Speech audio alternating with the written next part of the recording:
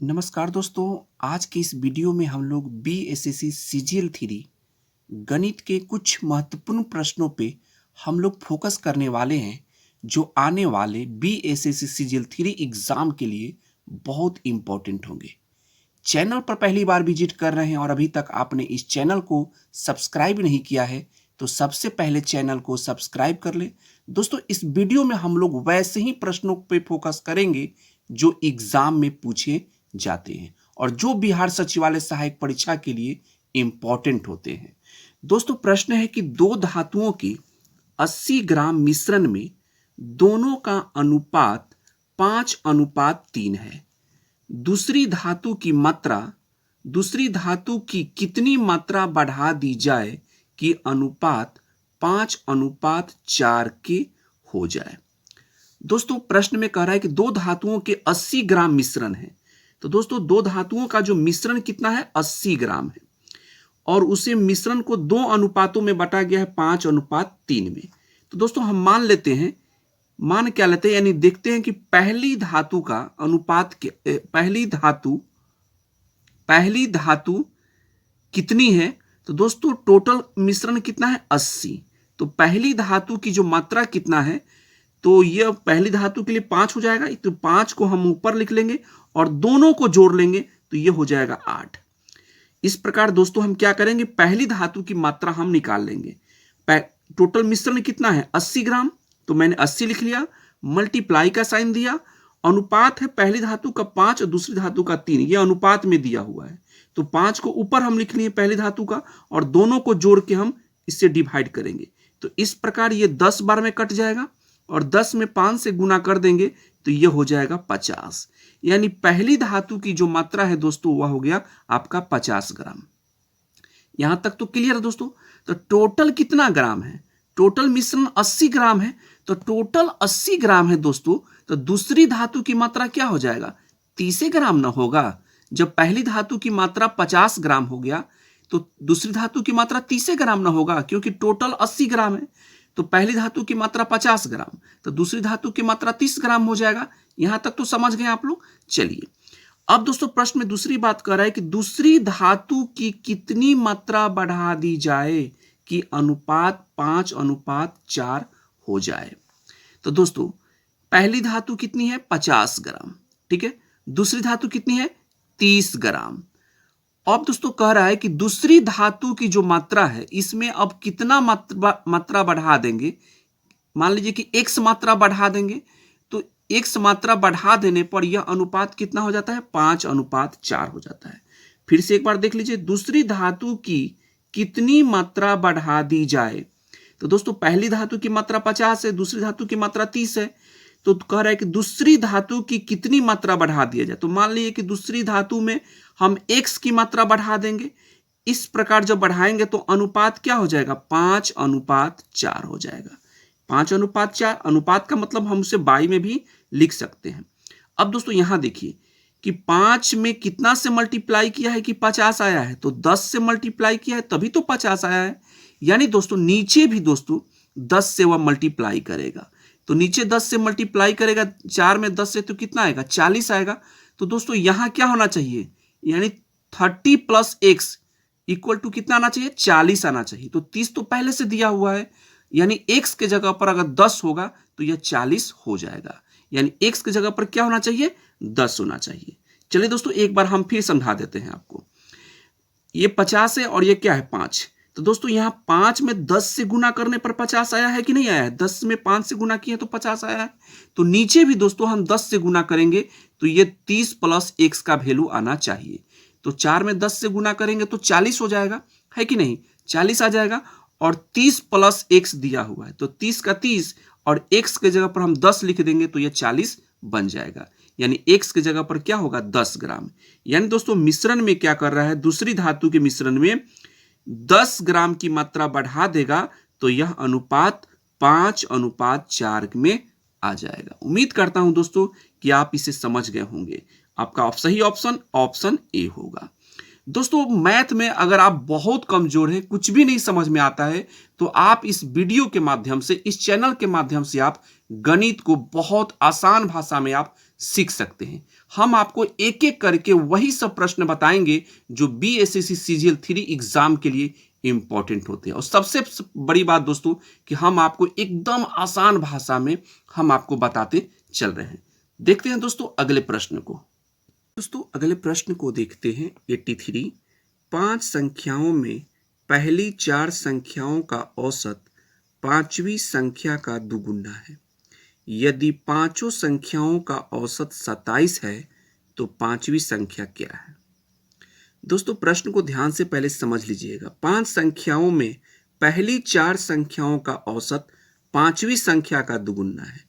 तो दोस्तों हम मान लेते हैं, ठीक है, हम मान लेते हैं कि 5वीं जो संख्या है, पांचवी जो संख्या है उसे हमने x मान लिया कि 5वीं संख्या x है। दोस्तों प्रश्न में कह रहा है कि पहली 4 संख्याओं का जो औसत है वह 5वीं संख्या का दुगुना है। यानी 4 संख्याओं का औसत जो है, 4 संख्याओं का जो औसत है दोस्तों, 4 संख्याओं का जो औसत है वह क्या है?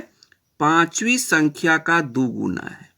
चलिए दोस्तों समझे या नहीं समझे, हम एक बार फिर से आपको समझा देते हैं।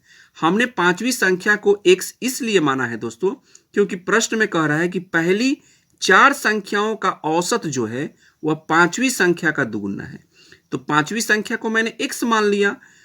इस प्रकार दोस्तों पहली 4 संख्याओं का औसत जो हो गया, 4 संख्याओं का औसत, ये 4 संख्याओं का औसत जो हुआ वह 5वीं संख्या जो x है इसका दुगुना है।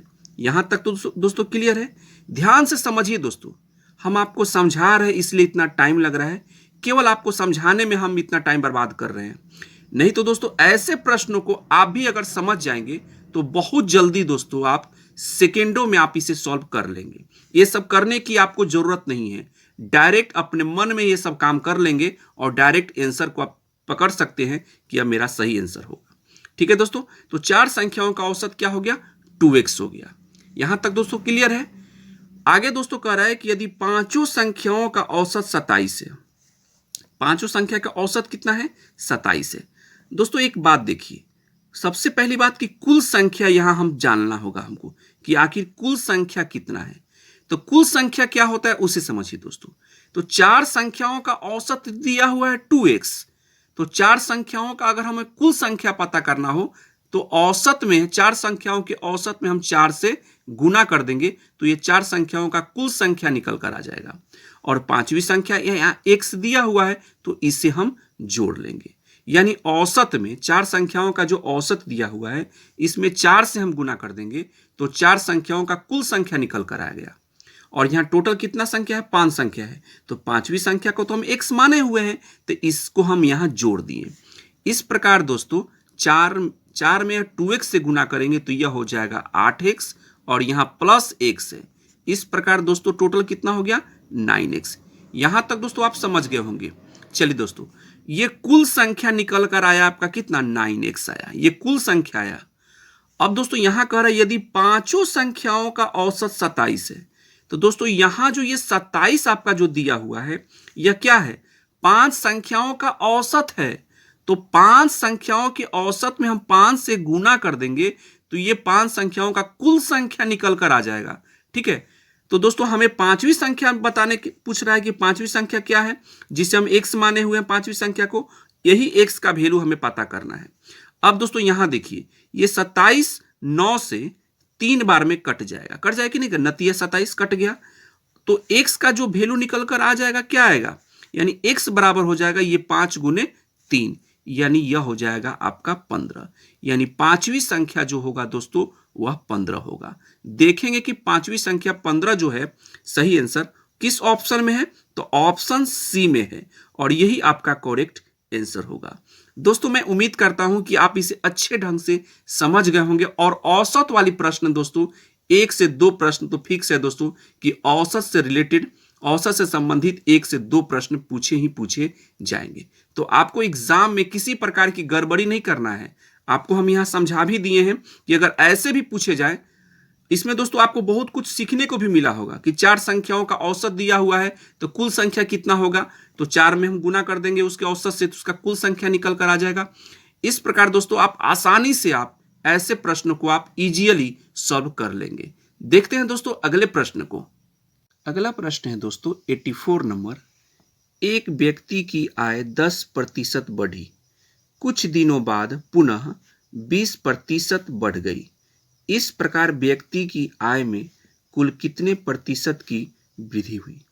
जब भी दोस्तों लगातार बढ़ोतरी, परसेंटेज में बढ़ोतरी वाली बात है तो आपको करना क्या है ऐसे प्रश्नों के लिए, वह हम आपको बता रहे हैं, समझिएगा ध्यान से। दोस्तों एक व्यक्ति की आय पहले कितना बढ़ा? 10% बढ़ा, तो हम यहाँ 10% लिख लिए, 10 लिख लिया।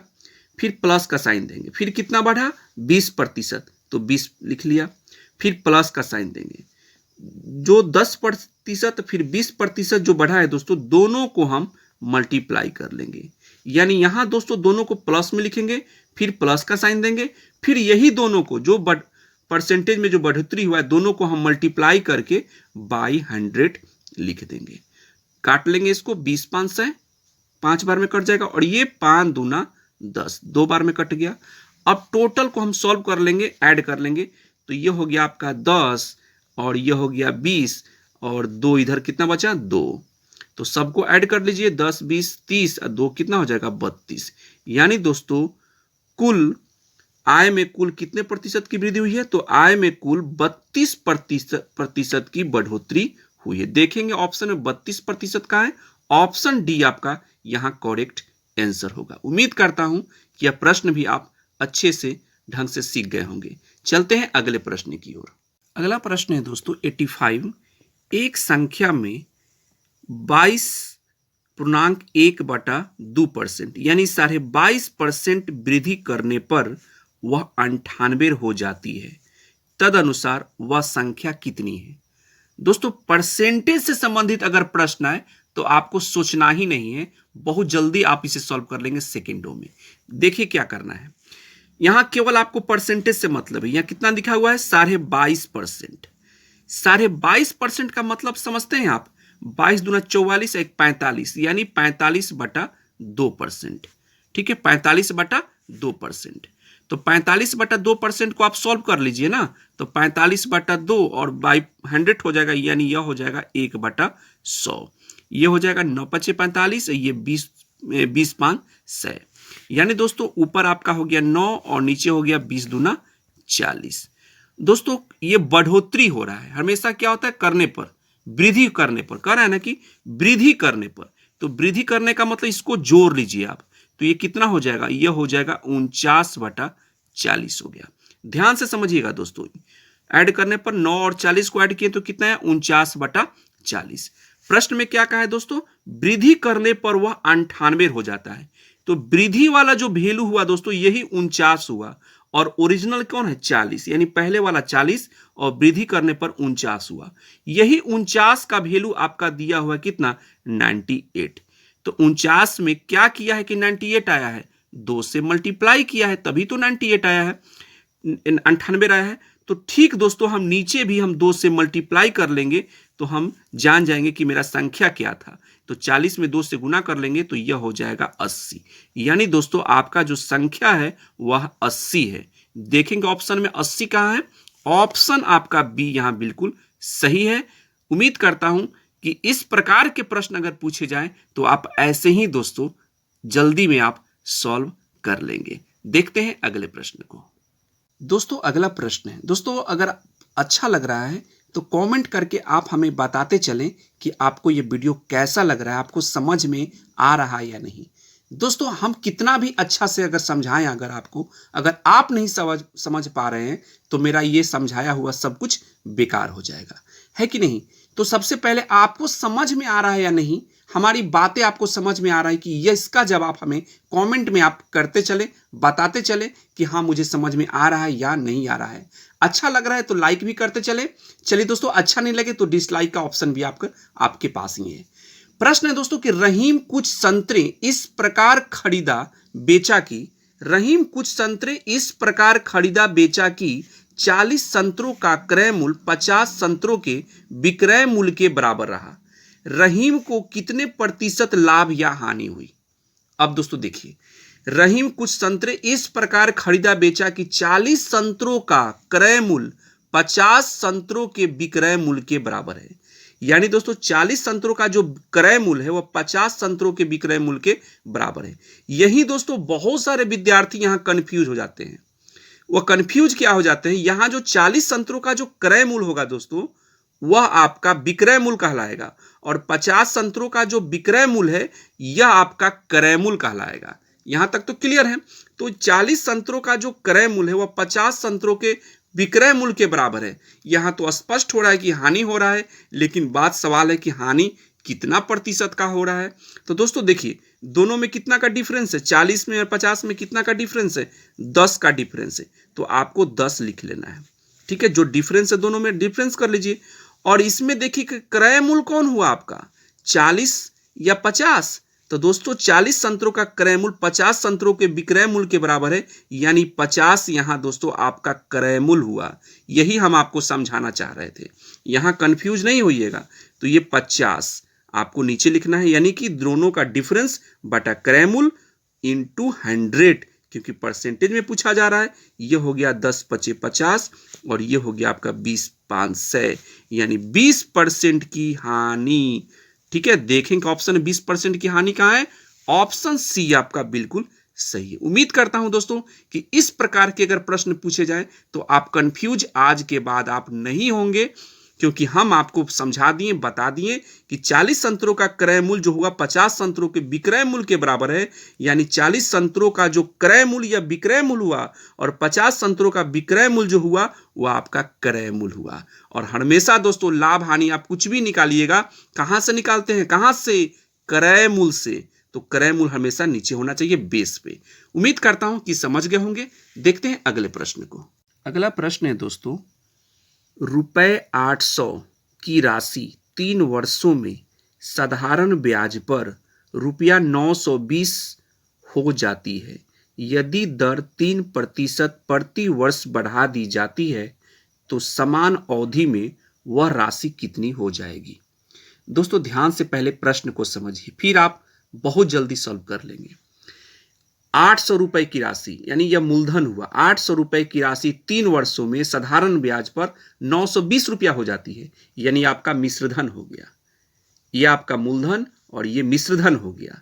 ठीक है, यानी प्रिंसिपल ये अमाउंट हो गया, और अमाउंट में से हम मूलधन को घटा लेते हैं, यानी प्रिंसिपल को घटा लेते हैं, मिश्रधन में से मूलधन को घटाएंगे और वो जो घट कर जो निकल कर जो अंतर आएगा वही आपका ब्याज होगा। तो दोस्तों यहां आपका ब्याज कितना हो जाएगा, ब्याज हो जाएगा 920 में से 800 रुपया। यानी दोस्तों 800 रुपया आपने किसी से कर्ज लिया 3 वर्षों के लिए साधारण ब्याज पर, वह 920 रुपया हो गया। तो ब्याज कितना दिया आपने, तो 920 में से 800 हम घटा लेंगे तो ये हो जाएगा 0 और ये 2 और 9 में से 8 गया 1, यानी 120 रुपया आपका ये ब्याज निकला। यहां तक दोस्तों क्लियर है। और ब्याज का फॉर्मूला क्या होता है, इंटरेस्ट का फॉर्मूला क्या होता है, साधारण ब्याज का होता है P × R × T/100 होता है। ये तो आप जानते हैं। तो इंटरेस्ट आपका कितना दिया हुआ, 120 दिया हुआ है ब्याज, प्रिंसिपल है आपका 800, रेट कितना है यही तो नहीं पता है, टाइम कितना है 3 ये तो पता है, तो 3 लिख दिया /100। 2 सोना से 2 सोना हम काट दिए, ठीक है। और ये 120 कट जाएगा 8 से, 15 8 20 से 15 बार में कट जाएगा, और ये 3 से 15 कट जाए कितने बार में, 5 बार में। यानी रेट जो निकल कर आया कितना, 5। समझ रहे हैं दोस्तों, ऐसे हम डायरेक्ट काट रहे हैं, आप भी एग्जाम में ऐसे ही काटने का सीखिए, आदत डालिए, ठीक है। ये रेट आपका निकल कर आ गया कितना, 5। ये 5% की दर पर, इसी 5% की दर पर 800 रुपए की राशि 3 वर्षों में साधारण ब्याज पर 920 रुपया हो गया है, ठीक है। दोस्तों प्रश्न में कह रहा है यदि दर 3% प्रति वर्ष बढ़ा दिया जाए। अब दोस्तों यही जो रेट जो 5% है इसमें 3% कह रहा है कि बढ़ा दीजिए, जो 5% में 3% बढ़ा देंगे तो कितना हो जाएगा, यह हो जाएगा 8%। अब 8% पर कह रहा है दोस्तों 800 रुपए की राशि 3 वर्षों में साधारण ब्याज पर कितना हो जाएगा, यानी अमाउंट आपसे पूछ रहा है। तो दोस्तों इंटरेस्ट सबसे पहले निकालेंगे तभी तो पता चलेगा ना, सिंपल इंटरेस्ट निकाल लेते हैं। तो प्रिंसिपल आपका हो गया 800, रेट हो गया 8, 5 नहीं अब 8 हो गया, टाइम रहेगा 3 वर्ष, ठीक है, /100। तो 2 शून्य से 2 शून्य काट दीजिए, 8 में 8 से गुना कीजिएगा 64, और 64 में 3 से गुना कर लिए, 8 में 8 से गुना कीजिए 64, और 64 में 3 से गुना करिएगा तो यह हो जाएगा 192, यानी 192। यही 192 रुपया ब्याज होगा, यानी 800 रुपए पर 8% की दर पर 3 वर्षों में ब्याज कितना हो जाएगा, 192 हो जाएगा। तो हमसे पूछा जाए तो समान अवधि में वह राशि कितनी हो जाएगी, यानी अमाउंट पूछ रहा है। तो अमाउंट बराबर क्या होता है, प्रिंसिपल जोड़ ब्याज। तो प्रिंसिपल आपका तो 800 है और ब्याज कितना है, 192। जोड़ दीजिए तो कितना हो जाएगा, 992। यही 992 आपका सही आंसर होगा।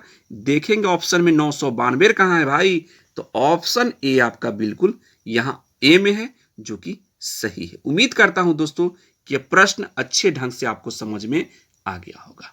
चलते हैं अगले प्रश्न को, और उसे भी हम लोग बेहतरीन ढंग से सीखते हैं और बीएससी सीजीएल 3 की तैयारी करते हैं। अब दोस्तों इस प्रश्न को देखिए, 88 नंबर। किसी धनराशि पर 8% ब्याज की दर से 2 वर्ष के चक्रवृद्धि ब्याज तथा साधारण ब्याजों का अंतर 768 रुपया है, तो धनराशि होगी। दोस्तों बहुत इंपॉर्टेंट प्रश्न है, और यह प्रश्न, इस प्रकार के प्रश्न हर प्रतियोगिता परीक्षा में 1 से 2 प्रश्न पूछे जाते हैं। तो दोस्तों जब भी साधारण ब्याज और चक्रवृद्धि ब्याज का अंतर से रिलेटेड प्रश्न हो तो आपको करना क्या है, उसे ध्यान से समझिएगा। इस ट्रिक को, इस फॉर्मूला को आपको याद रखना है। साधारण ब्याज और चक्रवृद्धि ब्याज का डिफरेंस, अंतर, इक्वल टू PR², यानी मूलधन गुने रेट का स्क्वायर। ठीक है, रेट का स्क्वायर बाई 100 का स्क्वायर, ये फॉर्मूला होता है। चलिए, तो डिफरेंस कितना दिया हुआ है, अंतर 768, तो 768 लिख लीजिए, बराबर प्रिंसिपल, तो मूलधन तो हमें नहीं पता है और यही तो मूलधन धनराशि हमें निकालना है, तो इसे छोड़ देंगे। रेट कितना दिया हुआ है भाई, 8%, तो 8 का स्क्वायर बाई 100 का स्क्वायर, यानी 100 का स्क्वायर करिएगा तो 400 ना हो जाएगा। यहां तक तो आप लोग समझ लिए। चलिए, 768 को यहां आप लिख लीजिए, इसके नीचे आप 1 मान लीजिए, क्योंकि इसके नीचे कुछ नहीं है तो आप 1 मान लीजिए, बराबर इक्वल का साइन दीजिए, P गुने 8 का स्क्वायर आपका 64 हो जाएगा। 8 का स्क्वायर यानी 8 गुने 8 64 बाई 10,000। चलिए, अब 768 में 64 से डिवाइड करेंगे, भाग देंगे, तो ये 12 बार में पूर्ण रूप से कट जाएगा। दोस्तों बराबर में ऊपर ऊपर, ये आराम से आप इसे काट लीजिएगा एग्जाम में। आप ऐसे काटने की आदत डालिए, अगर नहीं जानते हैं तो ऐसे आदत डालिए। मल्टीप्लाई में है कि नहीं है, तो ये कट सकता है। अगर केवल सिंगल भी हो दोस्तों तो उससे ऊपर ऊपर हम काट सकते हैं, नीचे नीचे काट सकते हैं। ठीक है, तो 768 में हम 64 से डिवाइड किए तो 12 बार में कट गया। ठीक है, अब दोस्तों 12 बार में कट गया तो ये क्रॉस मल्टीप्लीकेशन से आप गुना कर लीजिए, तो 1 का गुना P से करिए, तो क्या आ जाएगा, P यानी इसका गुना इससे, और 12 का गुना 10,000 से कीजिएगा तो ये आपका हो जाएगा 12,000। और यही दोस्तों आपकी धनराशि होगी। देखेंगे ऑप्शन में 12,000 कहाँ है, ऑप्शन सी में है, और यही आपका सही आंसर होगा। दोस्तों एक बार फिर से चेक कर लीजिए, 100 का स्क्वायर, तो 100 का स्क्वायर का मतलब कितना, 10,000 ना, 10,000 यानी 400 ना, तो ये 300 ना, 100 ना, और यानी 1,20,000 रुपया। ठीक है, 1,20,000 रुपया धनराशि होगा, जो कि ऑप्शन सी आपका बिल्कुल सही है। दोस्तों इस प्रकार के प्रश्नों के लिए आप हमेशा दोस्तों इस कंसेप्ट का, इस फॉर्मूला का आप यूज करेंगे। यदि 2 वर्षों के लिए बात रहे तब, प्रश्न में यदि 2 वर्ष वाली बात रहे और चक्रवृद्धि और साधारण ब्याज का अंतर दिया, कभी कभी डिफरेंस नहीं देगा, कभी मूलधन नहीं देगा, कभी रेट नहीं देगा, तो इस प्रकार आप इस फॉर्मूला का यूज करेंगे तो आप आसानी से दोस्तों ऐसे प्रश्नों को आप सॉल्व कर लेंगे। दोस्तों अभी तक आपने इस चैनल को सब्सक्राइब नहीं किया है तो चैनल को सब्सक्राइब करने के बाद उन सभी विद्यार्थियों के साथ शेयर जरूर करें जो गणित जिनको समझ में नहीं आता है, गणित से जिन्हें बहुत डर लगता है, उन सभी विद्यार्थियों के साथ शेयर जरूर करें। दोस्तों हम अपने इस YouTube चैनल के माध्यम से हम गणित और रीजनिंग को बहुत ही आसान भाषा में, विद्यार्थी की भाषा में हम आपको समझाने का हर संभव प्रयास करते हैं, ताकि आप गणित और रीजनिंग को आसानी से आप सीख सके। चाहे आप गणित और रीजनिंग में कितना भी कमजोर हो तो आप आसानी से आप गणित और रीजनिंग सीख सकते हैं। मिलते हैं दोस्तों अगले वीडियो में मैथ या रीजनिंग के किसी भी वीडियो के साथ। तब तक अपना ध्यान रखिए। जय हिंद, वंदे मातरम।